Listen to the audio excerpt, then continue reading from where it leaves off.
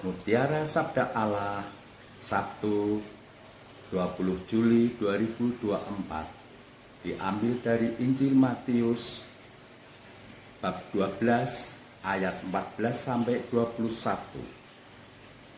Bapak, Ibu, dan saudara-saudari terkasih dalam Kristus, kita bangga memiliki Yesus sebagai Tuhan, karena seluruh kehidupan serta pengajarannya menjadi sumber panutan bagi kita semua. Yesus disebut sebagai guru, ternyata berbeda dengan para guru lainnya. Cara hidup, bersikap, dan memperlakukan orang lain sangat jauh berbeda dengan kehidupan para pemimpin dan tokoh agama di masa itu. Lihatlah para pemimpin agama yang tidak menyukai karya serta pengajaran Yesus dengan mudahnya mengancam kehidupan Yesus hanya karena rasa benci.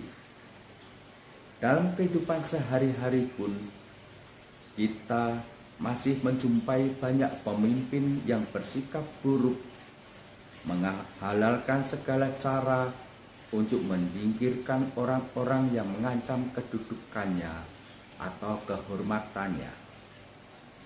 Mereka tega melakukan rekayasa suatu kejadian, memutarbalikkan fakta, dan bahkan mengatasnamakan kebenaran untuk membenarkan kelakuan mereka. Tak mungkin seorang pemimpin akan membawa kebenaran sejati kalau dalam dirinya masih tersimpan kejahatan hati dan pikiran.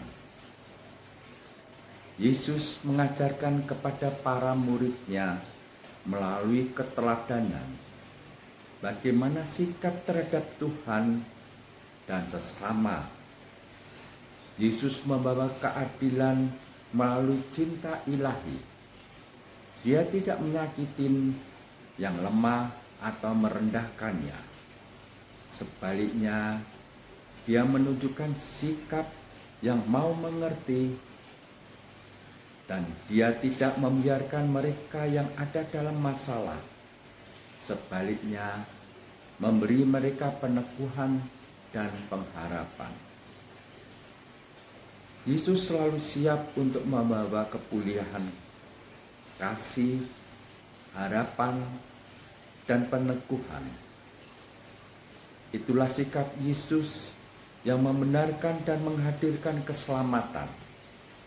Sehingga pantaslah kalau Yesus menegaskan dirinya sebagai jalan dan hidup. Yesus menjadi jalan keselamatan, namun dia tidak pernah memaksakan jalan itu kepada orang lain. Ia menjadi sumber kebenaran, tapi dia tidak pernah menghakimi orang-orang yang menolaknya atau berseberangan dengan dia. Dia menjadi pokok kehidupan karena dia tidak melemahkan atau mematikan mereka yang lemah, sakit, dan tersisihkan. Sebagai pengikut Yesus, kita mesti meneladani seluruh hidup dan sikap Yesus, serta menuruti sabdanya. Untuk itu, banyak hal dari hidup kita selaku murid-murid Tuhan Yesus yang masih perlu kita benahi. Tak sedikit murid Yesus di masa kini merasa paling suci karena rajin membaca kitab suci, dan dengan entengnya mereka menghakimi sesamanya yang tidak punya kitab suci, yang jarang membuka kitab suci, atau mereka yang tidak hafal ayat-ayat kitab suci. Mereka yang rajin ikut misa harian, mengaku dosa, serta mengikuti aneka devosi sudah merasa memiliki surga, sehingga dengan mudahnya menentukan surga atau neraka bagi orang lain. Ingat saudaraku, Dia yang kita sebut sebagai Tuhan dan Guru tidak mematahkan buluh yang terkulai. Dia tidak mematahkan buluh yang pudar. Jadi, seperti itu. Mari kita menjadi orang beragama yang berbeda dengan yang lainnya. Kita harus lebih istimewa dari orang lain, karena Tuhan kita sudah memberi teladan secara istimewa.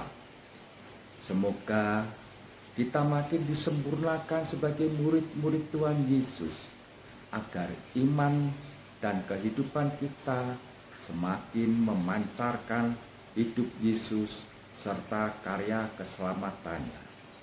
Bapak, Ibu, saudara-saudari terkasih, itulah renungan Mutiara Sabda Allah pada hari ini.